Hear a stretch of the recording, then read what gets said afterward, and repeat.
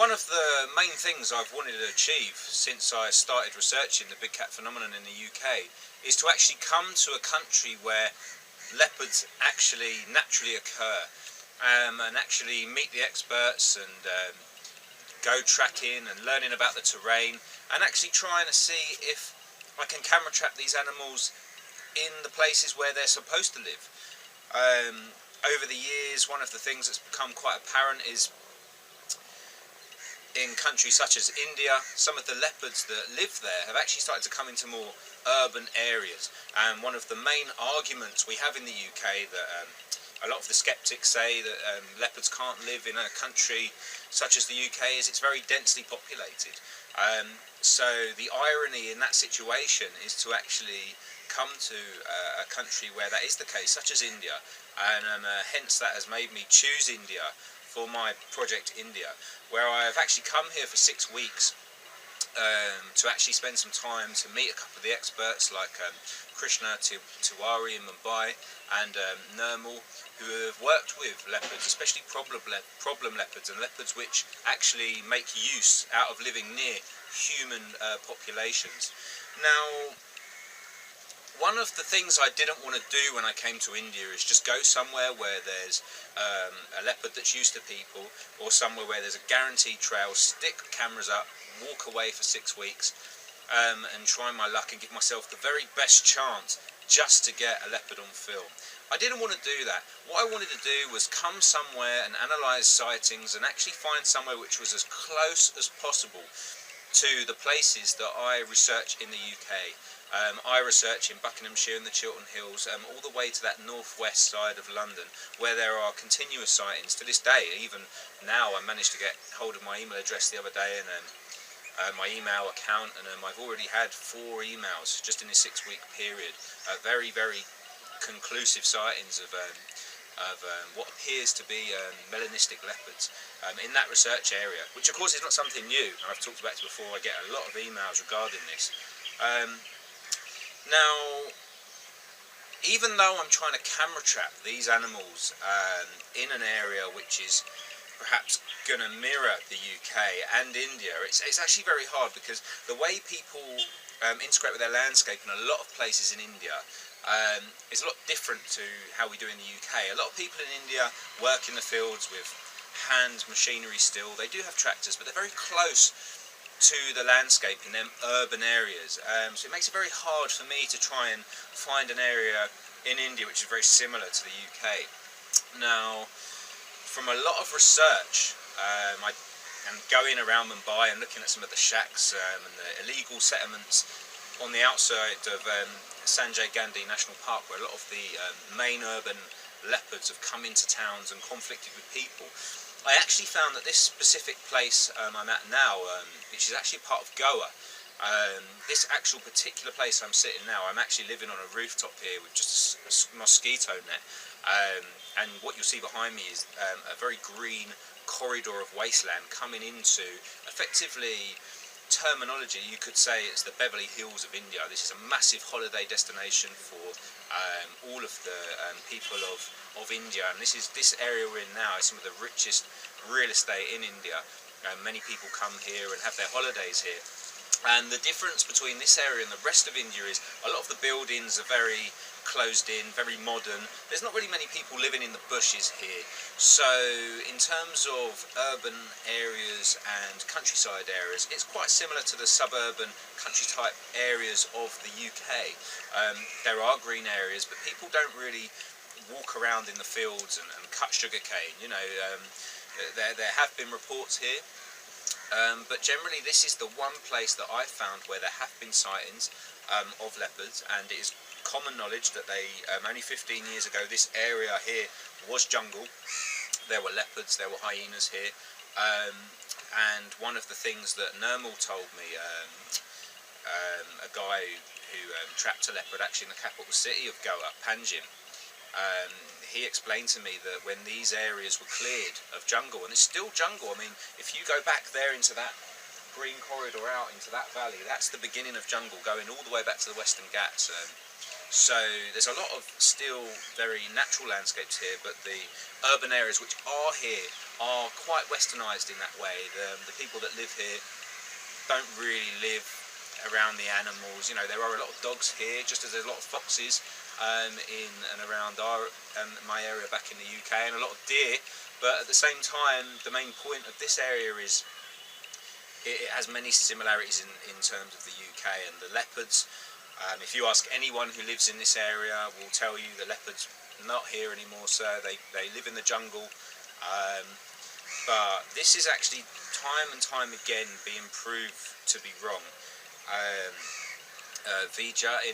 Dr. Vija in Pune, who's done a lot of camera trapping research on leopards in suburban areas of India, has actually shown that per square mile there's much higher density of leopards than there would be in the jungle, say for instance the Western Ghats.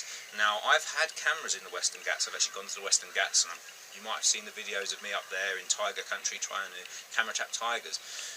But actually, even though in them areas it would be naturally thought that you would have more chance of having camera trapping an animal such as a tiger or a leopard, what I've been told is in these areas leopards technically don't exist, even though they've been sighted.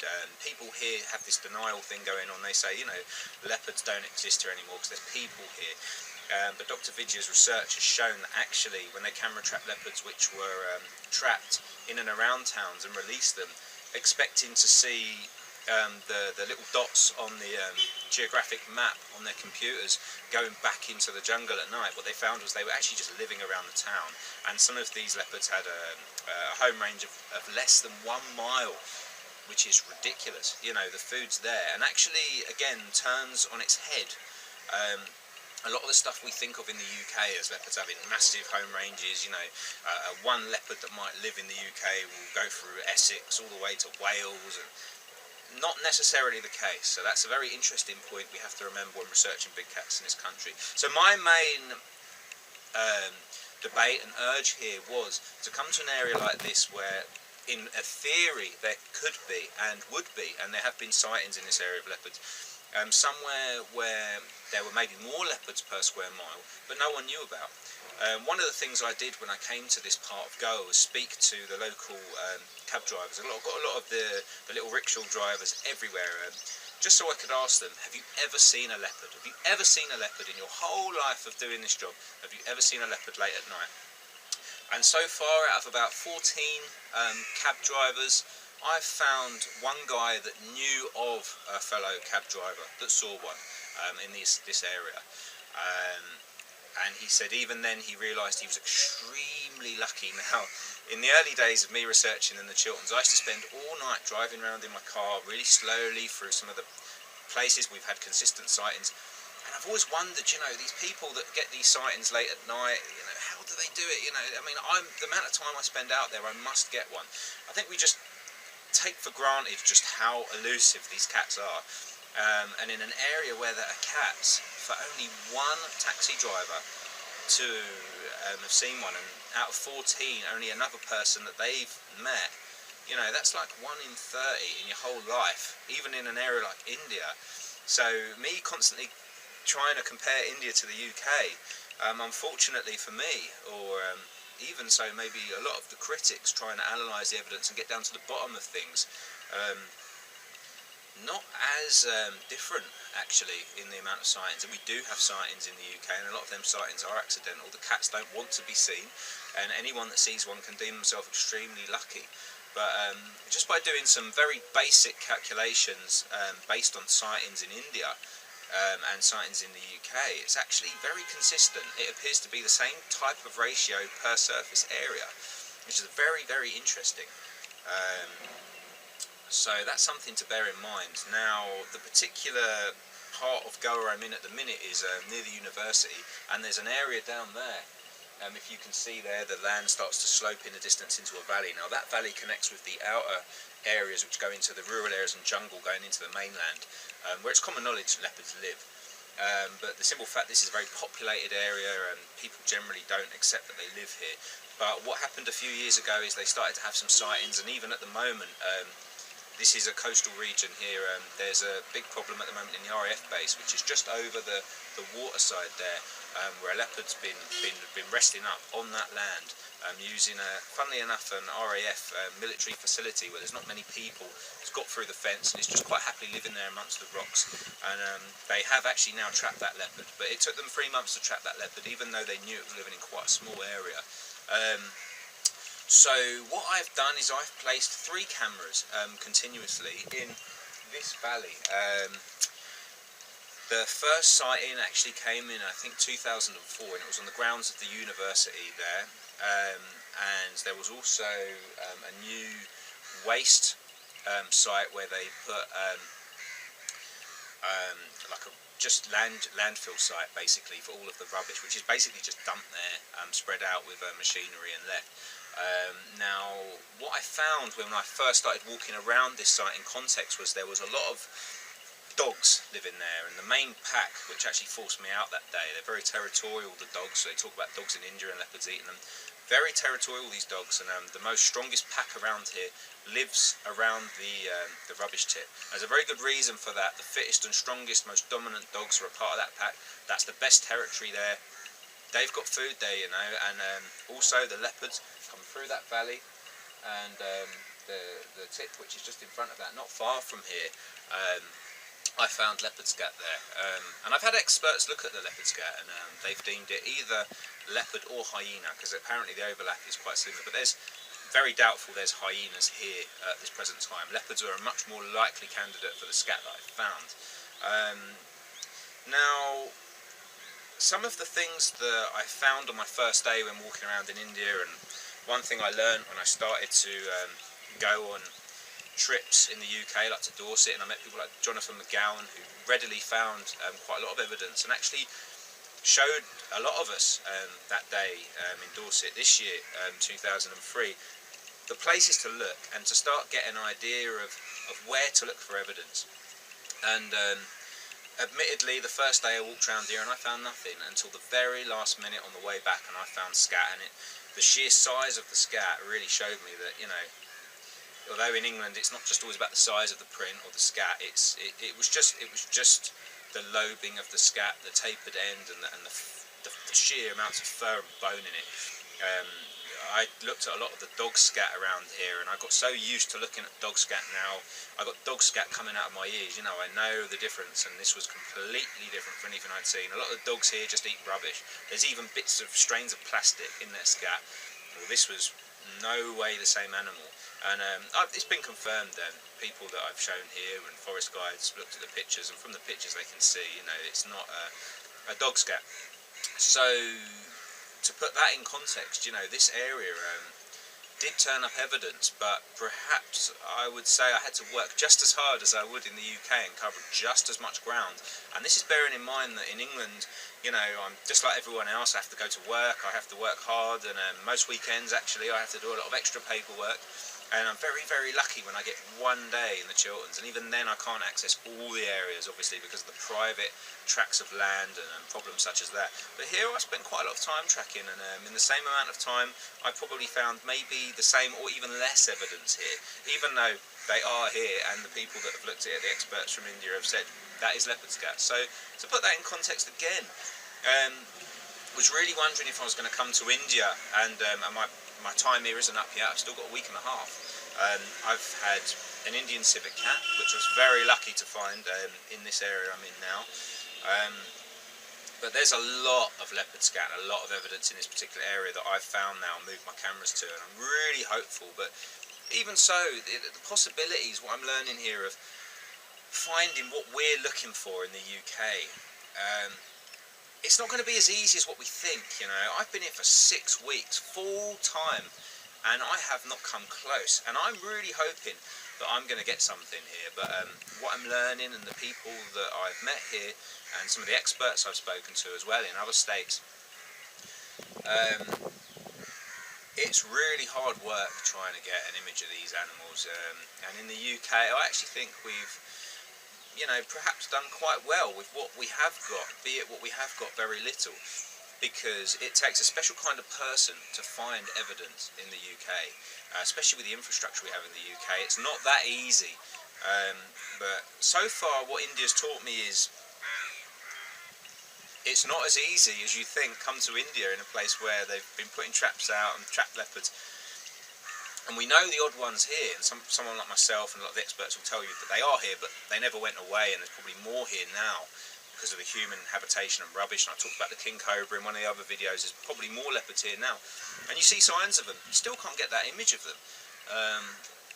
They're not very easy to predict, these animals, even when you put them on the paths, and that's one of the massive problems we have with camera trapping in the UK. You need to put these cameras on trackways where the leopards go from A to B, track of less resistance, especially when cats are staying in smaller territories because they know where the food is. They're not going to mess around. And one thing that Nermal told me is they've camera trapped leopards, but they said that one thing they found was they tried all of these obsession for men and bobcat lure, and he said one of the things they found was it really doesn't matter. It's going to take a lot for a leopard that is not that curious, because it's got its food, it knows its habits. It's going to take a lot of effort for that leopard to go off its trail just to sniff something, and they generally don't do it. And sometimes they do, but you've got to be very lucky. So there's, no matter what your chances of getting these leopards on film, you have to have a whole lot of luck, and that's something that's becoming quite apparent to me, and something that I'm really looking forward to try and put into context when I compare this place to the UK. So overall, I have found some better evidence than what I'd find in the UK. I found some very distinct scratching posts, be it that in some of the countryside out there, some of the trees are a bit more prominent in the landscape than perhaps the UK. What I mean by that is that cats like a very prominent signal post to leave a message, and some of the jungle areas, especially going down into that valley there where I put my cameras up at the moment, it's very dense, and you can quite quickly figure out the most prominent parts of the landscape. Whereas in the UK, you've got an oak tree, you know, there's many prominent places, and some of them are not always in the public arena. You know, they're in the private areas, especially Buckinghamshire, very conservative part of Britain, a lot of private areas. And another thing that Nermal told me was, well, they found leopards living in the drainage, the sewers here. And when you think a cat's going to be asleep for 20 hours of the day, maybe a little bit less, maybe a little bit more, how the hell do you go around finding an animal that can live in a sewer? You know, very difficult. You're not going to go out there and just camera trap one of these animals, and this is something that I'm learning even more so every day here. So to put that in context, one of the things I wanted to do when I come to India is do what I've done, come somewhere where I could perhaps compare a similar area from northwest London to Buckinghamshire to Goa, and I've done that, and I've found that area. There's been sightings here, there's been sightings in my area. They have the same sort of unofficial status, if you like, which is perhaps the comparisons are a little bit blurred. I'm trying to just discuss the possibilities here. But the possible conclusions I wanted to find for my research was, if I walked into India and within a week or even 6 weeks I get footage of a leopard or a camera trap leopard, then I've really got to start asking questions about what we're doing in the UK. There was a lot of discussion online, and you know, misidentifications and things like that, which is fine. But seeing that I've had 6 weeks here at it pretty much full time, I'm not going to lie, I have done a few touristy type things, which everybody does, but the cameras have been up, the groundwork's been done, the cameras are up. So far I haven't got one. I'm hoping I am. I hope really I've found some fresh evidence as well, and I really am hoping somehow I'm going to get some good evidence. And I've put my cameras up on trails, which I know are used by these animals. So who knows? But the bottom line here is, if I came to India and I get a leopard, even with that time frame, does it put into perspective what we've been doing in the UK? Is the UK's infrastructure just that, with the land defences and the privately owned land and the very linear corridors of train tracks and private tracts of land?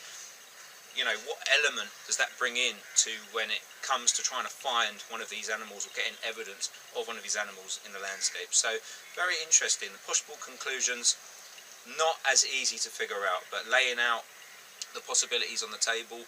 Come to India, bang, you're going to find evidence. Actually about the same as we do in the UK. Are you going to get a picture of a leopard? Bang. So far, not as easy as it is in the UK either. And that's what all the experts are telling me.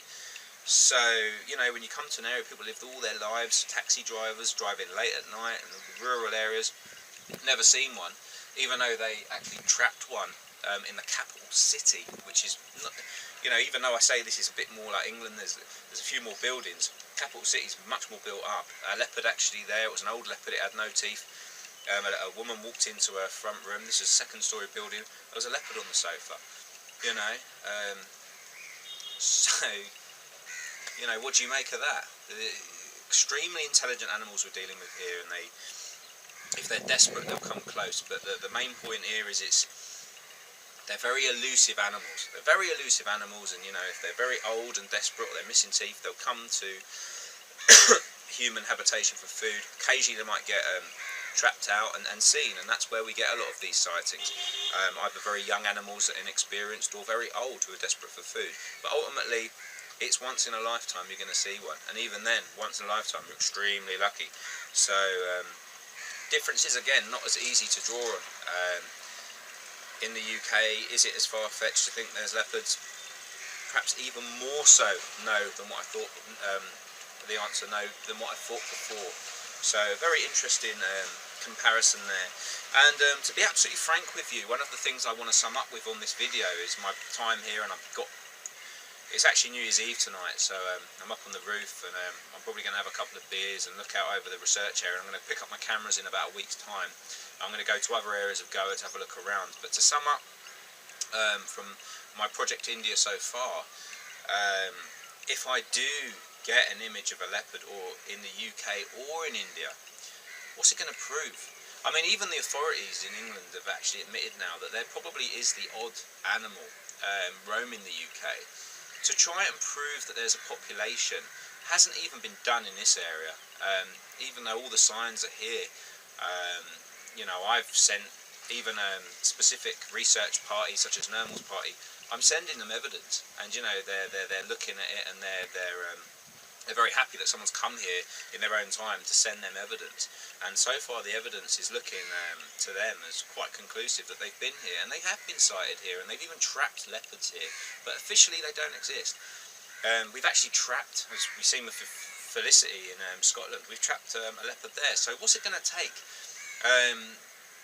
To be honest, I've researched the animals in my area historically via newspaper clippings and evidence I've found, and I'm sure maybe a lot of you who know me personally have seen the leopard images I have, and I've shown them to people here as well. And you know, it's interesting footage, and I think some of the things that we've got to remember is that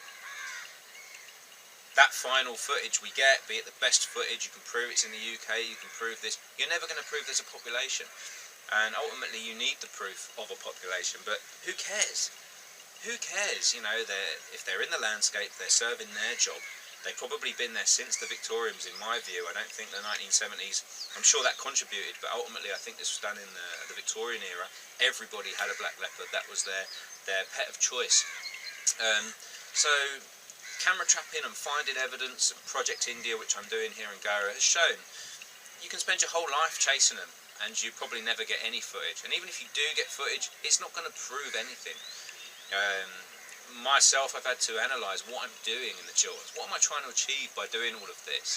And actually, on reflecting and meeting a lot of the researchers last year in Dorset, I've realised that when you speak to other researchers, it's not just leopards and the sightings. We're interested in the countryside, in nature, and actually where the leopards fit in, or the big cats fit into that. That's the biggie for us. And I think that, as Rick mentioned in his book, the way we perceive our landscape and the wildness which is all around us is the main factor there. So ultimately, with Project India, the most important thing to realise is we're not in it to win it. We're not in it to prove one way or another. We're here to learn, respect, and to research. And in doing that process, in regard to big cats, we're also learning about the other animals and the other creatures around us. And nothing can put the magic into that more than a fabulous creature, which is the leopard.